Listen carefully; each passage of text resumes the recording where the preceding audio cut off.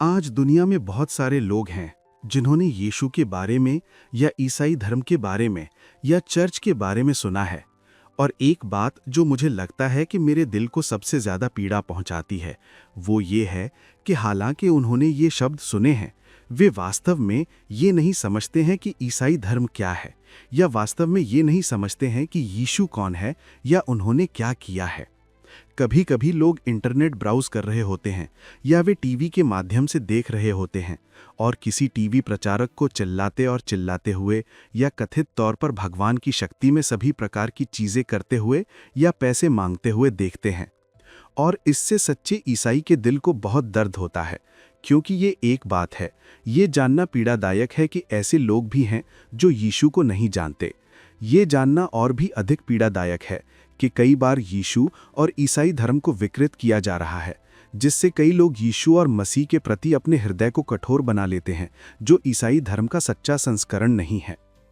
कभी कभी मैं आपको ये बताना चाहता हूँ कि आप ऐसे प्रत्येक व्यक्ति से मिलना चाहेंगे ताकि आप उन्हें समझा सकें कि ईसाई धर्म वास्तव में क्या है और सुसमाचार वास्तव में क्या है, ताकि यदि वे इसे अस्वीकार करते हैं तो कम से कम वे इसे अस्वीकार कर रहे हैं, या यदि वे इसे स्वीकार करते हैं तो कम से कम वे इसके वास्तविक संस्करण को स्वीकार कर रहे हैं।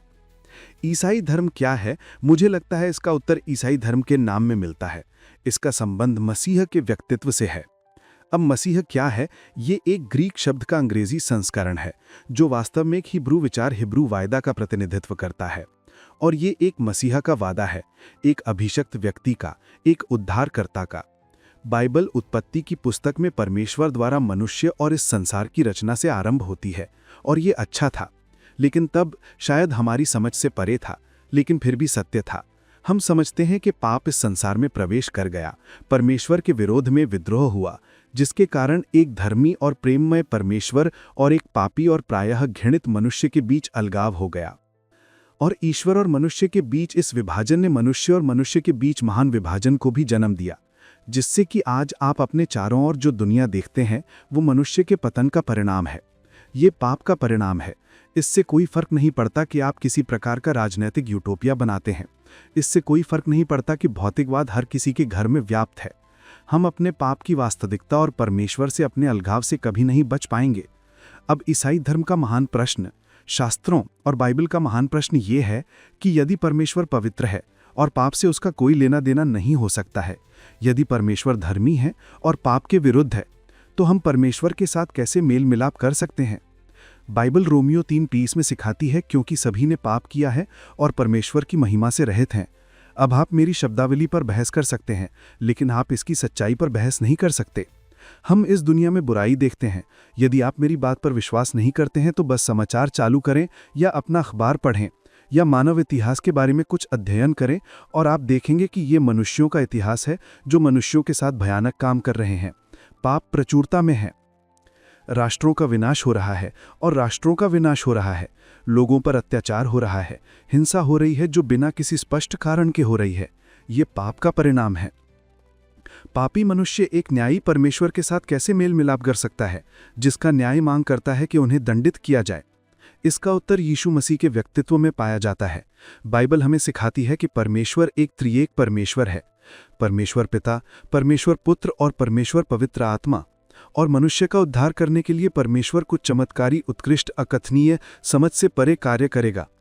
वो हमें अपना प्रेम दिखाएगा, और वो ऐसा अपनी धार्मिकता के कारण करेगा।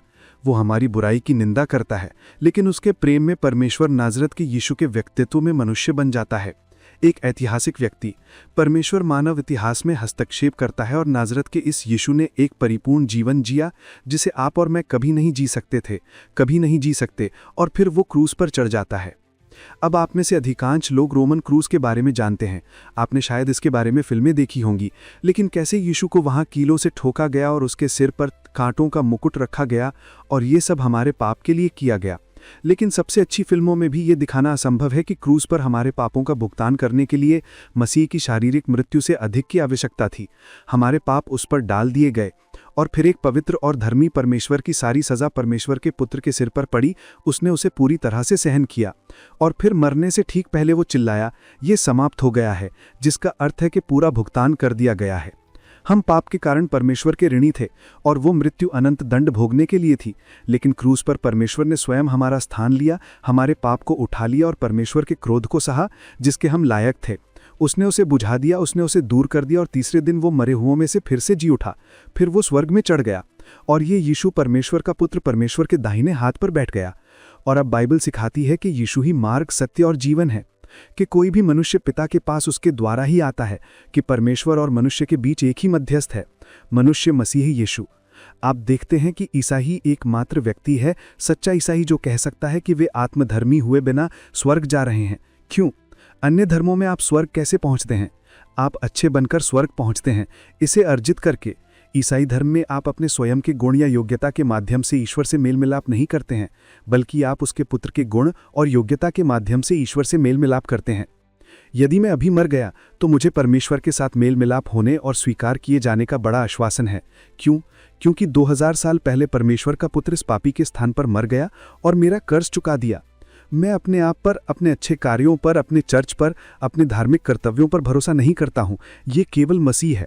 और आप कहते हैं कि आप नहीं समझते कि मैंने इतना पाप किया है।